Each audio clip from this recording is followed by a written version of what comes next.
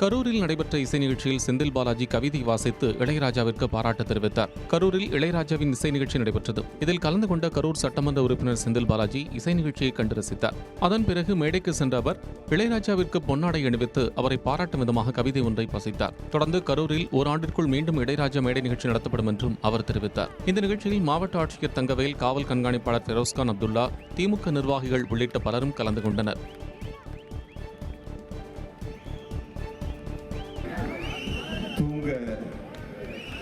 தூங்க வைக்கும் தாலாட்டாக, துணிமை தரும் தத்துவமாக, உள்ளம் வருதில் காதலாக, உறுதுணையாய் நிற்கும் நட்பாக, காயம் ஆறும் மருந்தாக, எல்லோருக்கும் எல்லாமாக இசை என்றால் அது இசைஞானி என்று தமிழ்நாட்டிற்கும் தமிழ் மண்ணிற்கும் பெருமை சேர்த்திருக்கிறது.